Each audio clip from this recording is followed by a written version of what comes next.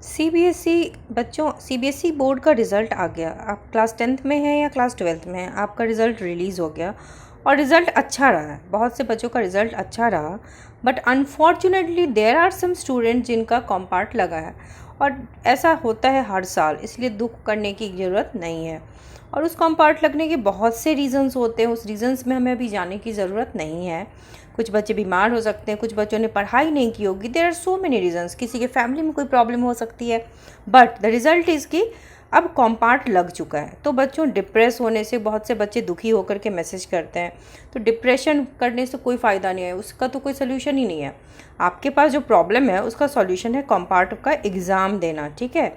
तो आज की इस वीडियो में हम डिस्कस करने वाले हैं बच्चों वो टिप्स जो कि आपको 100% हेल्प करेगी। देखो, मैं तो पिछले 12 साल से पढ़ा रही हूँ बच्चों को, और हर साल बच्चे इस सिचुएशन में आते हैं, और ये टिप्स हर बच्चे के काम आता है। तो आप ध्यान से सुनिए इस चीज़ को। देखो बच्चों, सबसे पहले आप जो भी यूजुअली यूट्यूब पे वीडियोस देखते हो उसमें कहते हैं कि हम फुल मार्क्स दिलवाएंगे। आपने अगर पढ़ा नहीं है, 1 महीने बाद आपके फुल मार्क्स आने के चांसेस बहुत कम है। वो बच्चे कुछ होते हैं जो ले आते हैं, लेकिन ज़्यादातर बच्चे फिर भी 70-80% के बीच ला सकते हैं। तो आप ये चीज़ प्रैक्टिकली समझिए कि 1 महीने का समय है, आप 100% के पीछे मत भागिए। अगर आप मेहनत करेंगे तो शायद आपको फुल मार्क्स आ भी जाए। आपको मिनिमम 33% लाना है, ठीक है। तो आप टॉप करने के पीछे फ़िलहाल मत भागिए। सिलेबस अगर आप पूरा कवर कर सकते हैं तो वेल एंड गुड। अगर आप पूरा नहीं कर सकते तो जिस चैप्टर का वेटेज ज़्यादा है पहले उसको निपटाइए, ठीक है। उसके लिए आप क्या करेंगे, सबसे पहले जो नोट्स आपने एग्ज़ाम दिया तो आपके पास किसी न किसी टीचर के नोट्स होंगे जिनसे भी आपने पढ़ा होगा, राइट। क्योंकि आपने थोड़ा बहुत तो पढ़ा होगा तो आपके लिए वो नया नहीं है। अब आप नया नोट्स मत पढ़िए, उसी नोट्स को अच्छे से याद कीजिए, क्योंकि सीबीएसई में आपको लिखने वाले क्वेश्चंस आते हैं, तो थ्योरेटिकली आपको नोट्स लिखने की आदत होनी चाहिए। पहले उसको याद कीजिए, याद करके रिवीजन कीजिए। आपके पास 1 महीना अभी है। उसके बाद कुछ क्वेश्चंस की प्रैक्टिस भी कीजिए। रिवीजन करने के बाद जब लगे कि ये चैप्टर हो गया है तो क्वेश्चन की प्रैक्टिस कीजिए। देखो, एनसीईआरटी से बाहर तो आएगा नहीं।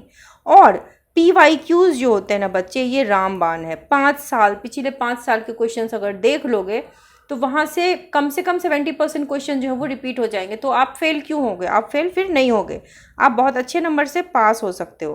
तो आप क्या करो, नोट्स रिवाइज करो, एक चैप्टर उठाए, क्योंकि सारे सब्जेक्ट में कोई तो फेल होगा नहीं, कुछ 2 सब्जेक्ट में, 1 सब्जेक्ट में, 3 सब्जेक्ट में ऐसा हो सकता है।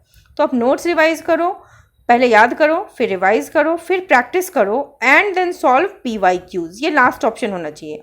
तो इन 6 टिप्स की मदद से आप कंपार्टमेंट का एग्ज़ाम पास कर सकते हैं। और अगर आप केमिस्ट्री के स्टूडेंट हैं जो क्लास 12th में हैं, तो बच्चों, मैं 1-2 दिन में, थोड़ा लेट हो रहा है, 1-2 दिन में मैं आपके लिए फ्री में सीरीज़ लेके आ रही हूँ, संकल्प सीरीज़, जिसमें हम बैठ के एनसीईआरटी को लाइन बाय लाइन रिवाइज करेंगे। आपको कुछ नहीं करना, आपको बस सुनना है, ठीक है, और अपना जो भी नोट्स है उसको याद करना है।